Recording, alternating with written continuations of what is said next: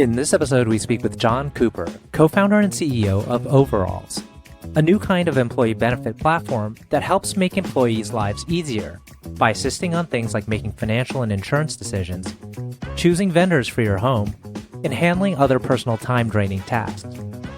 Jon is the co-founder and former CEO of Life.io, a pioneer insurtech company that successfully recast digital customer engagement for life insurance. 3 key takeaways from this episode include: 1. People miscalculate the concept of risk when it comes to entrepreneurship. It can be a lot riskier taking a job and being an employee rather than building your own business. 2. Entrepreneurs need to have the spirit of test, learn, experiment. Always be willing to second-guess the assumptions you made going into a project. 3. You don't need to innovate on every aspect of your business. Innovate on one thing and be as traditional as possible on everything else. This will allow you to channel all your energy into figuring out the key driver of your business. I'm your host, RJ Lumba. We hope you enjoy the show. RJ Lumba is the executive chairman of Market Insight Media and the managing partner of GrowthCap. He is the host of Great Entrepreneurs, a podcast for driven entrepreneurs and business owners.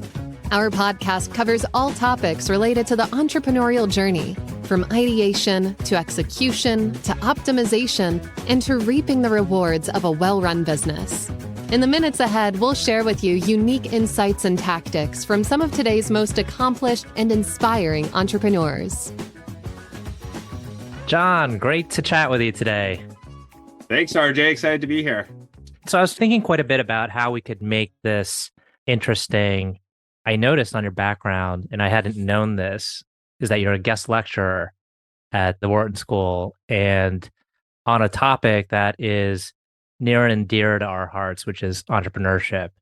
I was at a parents' event for my kid's school, talking to another parent who was talking about how he wanted to become an entrepreneur, but then now he's staring down the mortgage payments, kids going to college, having to pay for that. You decided to become an entrepreneur. It looks like when you co-founded Life.io. Tell me about that process, the decision. It's about 10 years ago, I had my first son and gone to school to study entrepreneurship, come from parents who are small business owners, always thought I'd be an entrepreneur. And then that became the catalyzing moment where I had this, oh my God moment of like, I'm a father now. I have to provide. But I naively said, okay, I've got like a 3-year window before my son gets really expensive. So I can certainly build a unicorn in 3 years. I underestimated that, but at least it was the push to do it. Because it felt like this now or never moment of like, if you're going to do this, it's either now or you got to wait 20 years till your kids are out of college to take that risk. So for me, that was the catalyzing moment. And I haven't looked back since, although I naively underestimated how much time and effort it takes to build a really big, viable business. And curious, was the initial idea the eventual business, or did it morph into something else? It morphed. I still love the original idea for Life.io, is, in my opinion, profound and very idealistic, but in some ways could change the world. So the original idea behind the business was a carbon credit for health. So how do you use financial incentives, financial markets to motivate healthy behavior? I still think it's super cool, but I was naive about what it really takes to move and change an industry. So after about 2 years of getting our butts kicked by the market and realizing that like we're not going to be able to realign all healthcare incentives as like 5 guys in a garage, we started to find like more practical things to offer and found a marketplace with insurance companies helping them take what we had built around health and wellness and turn that into a tool to engage their policyholders and use that engagement to improve their retention rates, upsell, cross-sell, and life insurance. The longer you live, the better it is for the life insurance company. So it, became this win-win where our health and wellness tool helped them improve their business and improve longevity. Got it. So that process of figuring out where to take the business is not an easy one, especially when you have to make decisions with other folks and they may have competing thoughts. But you were able to do it successfully for the benefit of our audience. Did you sell the company? Yeah, we sold it at the end of 2020. It was a bit of an Odyssean sort of journey of trying to find product market fit, finding it, growing it. But yeah, eventually we got to that finish line. And so what would you say were the key takeaways there? Like if you were to summarize that experience, which is kind of unfair to ask you to do because it was like over an 8-year period, but how would you characterize that part of your journey? So I think there's a few things we did right and a few things that I think we were naive about. The thing that we did right, in my opinion, that I think was universal for any entrepreneur is we had this spirit of test, learn, experiment. But we were always willing to second guess the assumptions we had made going into it. I think it's so easy to say, this is my idea, and just keep running at it until you run out of capital versus taking this more like, all right, like we're hitting a wall. Why is it? Are we on the wrong idea? Are we pitching it wrong? But how do you keep massaging it to find that product market fit? So I thought we did that really, really well. I was in my early 30s and very idealistic. And I think I underestimated really how hard it is to change incentives in an entrenched market.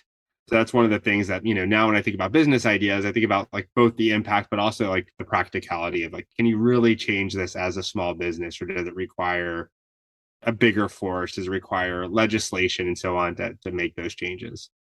One thing I'm personally curious about is, the way I have built my business is I first actually tried to have a couple partners, but I realized that it wasn't my strong suit to work in that environment. When I made a decision, I just wanted to go with it. And I didn't want to have to collaborate with others. But obviously, collaborating can actually improve the chances of succeeding and coming out with a better product or business.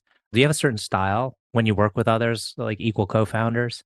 So in both my businesses, I've had co-founders, and I think a lot of it's individual personality. For me, I find that the startup world can be so volatile and there could be so many like intense ups and intense downs that having someone to share that with, like there are times where I felt like we were like down for the count.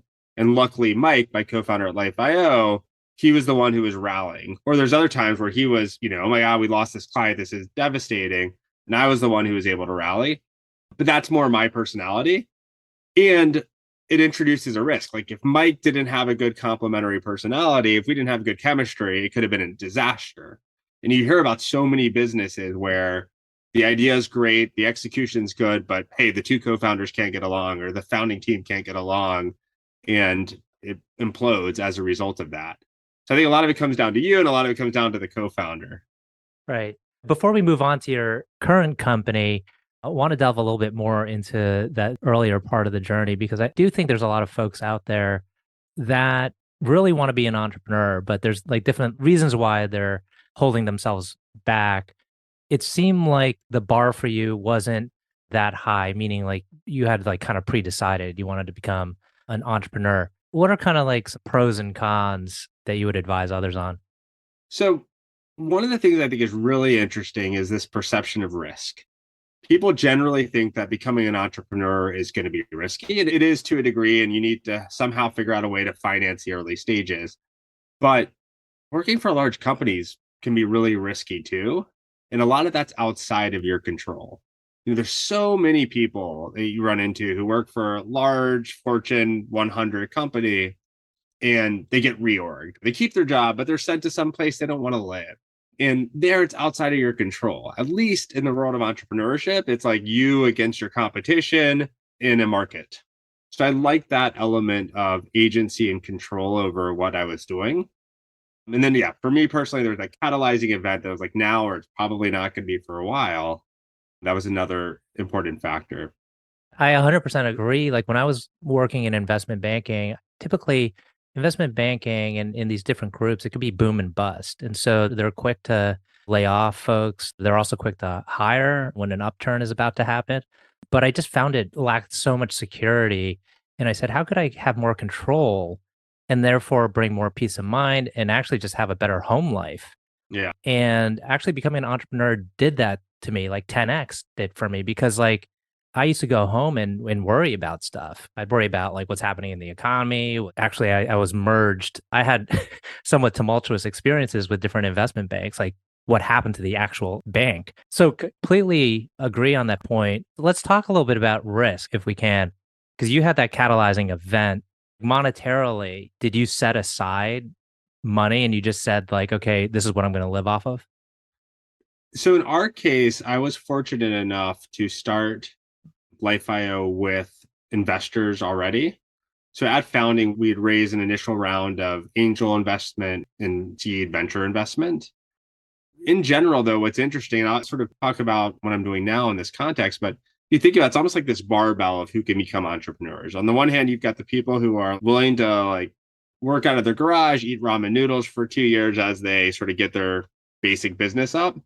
And on the other end of the barbell, you've got the people who've like made it, like they've had their exit or whatever, they have enough capital to self-fund. And then there's this very thin middle where there's a lot of people who have a really good idea, who want to be entrepreneurs, but they're not in a life stage where they can go back to eating ramen noodles, the mortgage, the kids, and they don't necessarily have the 7 figures sitting in a bank account to invest in their business. So this last business I started was with what's called a venture studio. But essentially they work at that level and they sort of realize there's this whole market of entrepreneurs that are untapped that are in the handlebar part of that barbell. So what they do is at founding, they invest in the business, significant capital, several $1,000,000 at the idea stage. So that I think is an absolute game changer in terms of how you think about early stage business and how you increase the size of the pool of available entrepreneurs. The other thing that we touched on that I think is a little interesting is around this concept of risk that we were talking about earlier. You always hear like great companies happen during recessions. So like you almost need this catalyzing event of get laid off, get merged or whatever. Then you're like, what do I do with myself? Oh, I'll start Airbnb or whatever it is. But like it'd be so much easier to start that business before the capital markets dry up and before there's a massive recession. But yeah, it's hard to leave stability and start something that feels a little less stable. Yeah. Let's talk now about overalls. Give our audience a summary of what the company does. For people who are listening, if you could see my background, you'd see the background says shit happens. But that's what overalls is about. We are a concierge service for when shit happens. So what I mean by that is like think about every day at work. You go into the office, hopefully 4 out of 5 days are great, but then something happens. Like maybe, for me, 2 weeks ago, I woke up to a hot water heater that was broken and that blew up my day. I spent 6 hours dealing with the water in my basement, the plumbers, the cost, trying to resolve that. Huge sap of energy, spend a lot of time on it, spend a lot of money on it, and wasted productivity. So overalls is a concierge service we offer to employers to help their people when these types of things happen. These types of things range from the household repair that you have to deal with, to the car that won't start, to someone stole your identity, all the way to like some of these bigger things like, hey, you're getting married, you want help planning that wedding. But the reason we do this, it ends up being a huge win-win where for the employee, those are painful. They don't want to deal with it. It causes stress. It wastes their time. For the employer, it also is a huge productivity drag. 17% of employee productivity are lost to these types of things. And essentially with overalls, you can outsource it to us. We handle it for your employee. And then what makes this business really interesting and unique is our business model. So like you'd think a concierge service like that would be super expensive, but we do a lot to make it affordable. So one, like some of the things we don't make like dinner reservations for you and all that. So we really focus on the things that move the needle for the consumer, high impact, but not a huge utilization. So we can make it affordable. And then two, it turns out that a lot of times people need help with things like insurance and financial products.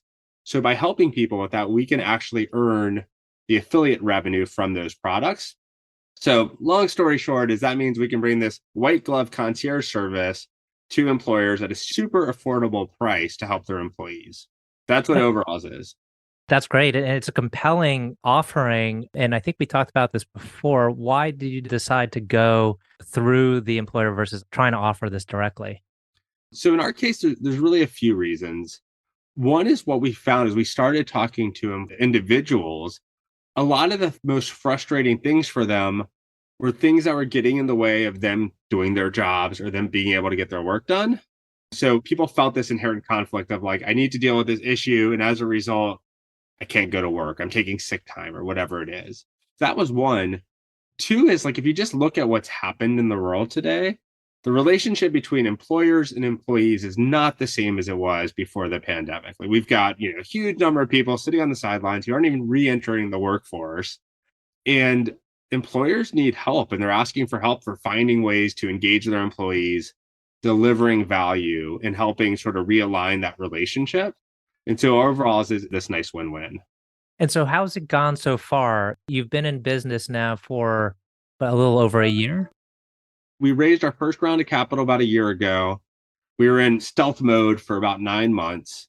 And then about 3 months ago, we launched the business with our first, using all the startup terms, but our first private beta wave of clients. These were clients who signed up when the product was basically not even really built yet. Launched with now several dozen clients. Knock on wood, it's going exactly the way we wanted to. It's interesting because the market we sell into, HR departments, tends to be a market where a lot of people, there's a lot of noise in that market, a lot of headache from employees, headache from budget, health insurance questions. It's like a very difficult changing landscape. But this idea of a life concierge to help your people when things happen to them is so unique. It's so different that it's allowed us to cut through a lot of that noise and get really good early traction. So is the pain point that the HR department is feeling like they have a lack of connection with their employees, or that they could improve the relationship with their employees, and that kind of compels them to say like, well, let's try offering them some more benefits? I'd say there's really two key drivers that have driven employers to adopt overalls. One is exactly what you said, which is how do I build a better employee experience? The second, though, is more focused on productivity. Like imagine, you're running a call center, you've got 100 people answering phones. One of them calls out because their car won't start. One, that employee's not going to get paid that day. So they've lost 20% of their weekly income that day. Two, 50 people are supposed to work there. You've lost 2% of your capacity that day because that one person called out. So wait times are longer, handle times are longer, and so on. So instead, if they have overalls, they call us, we order them the Uber, we deal with that car. They're getting to work, they're getting paid, handle times are great. So they're delivering better service. It's something that feels good. It's like a feel good benefit you can offer your people. But on top of it, it has like a very tangible and quantifiable return on investment for them around productivity. Got it.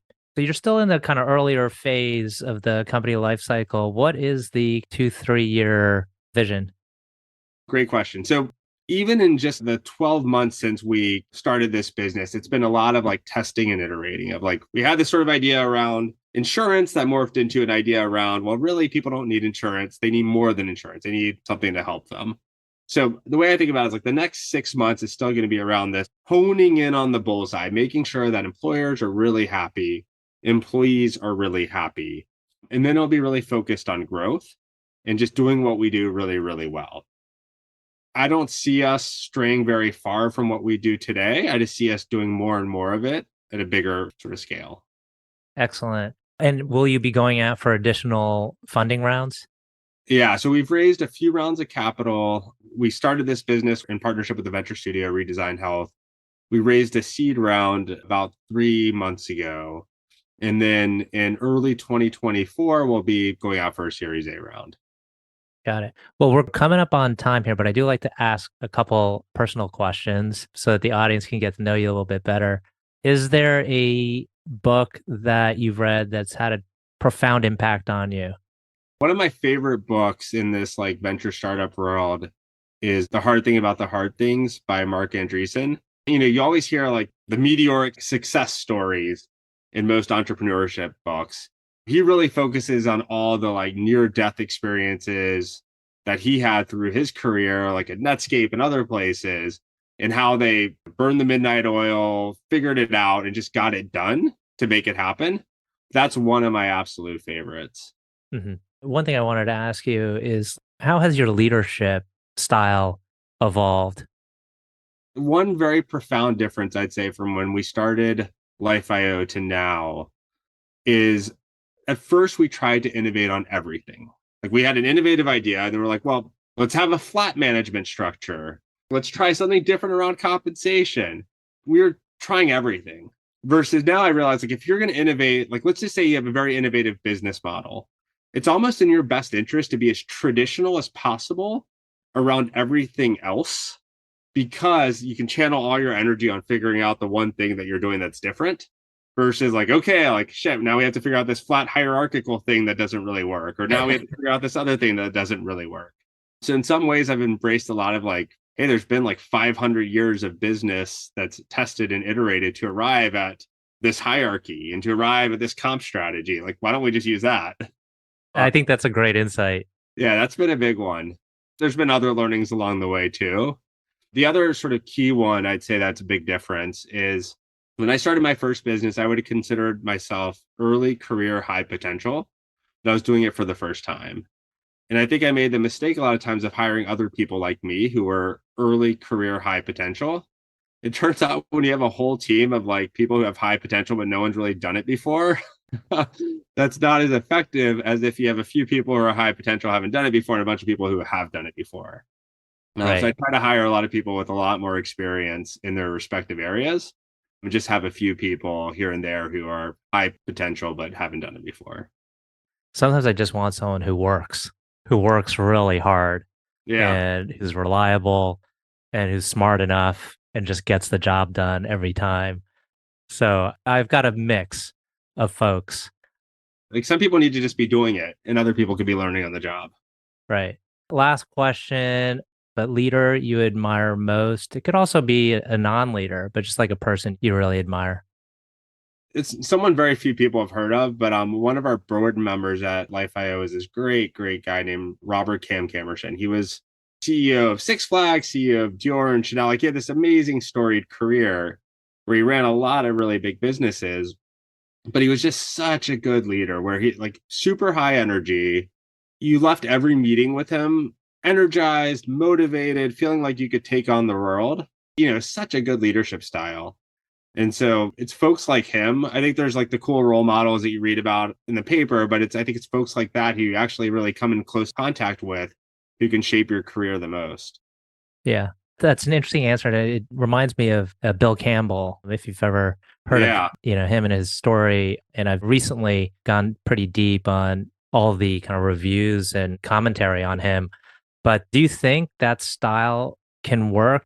Sometimes you have to be demanding of your employees. I guess it's demanding in a different way, in a different style. Yeah, in some ways it's demanding in a much more motivating way where like, today, like if you're really talented and you've got a boss who's like a jerk, if you're really talented, like why are you there?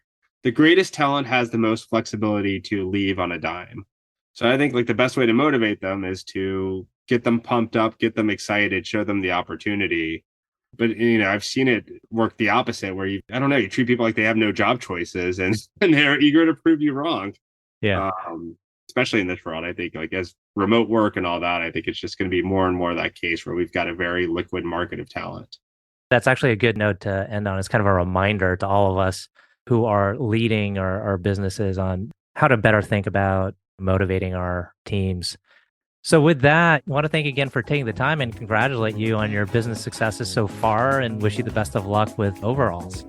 Likewise, RJ, and thanks for having me on the podcast. It's been a lot of fun.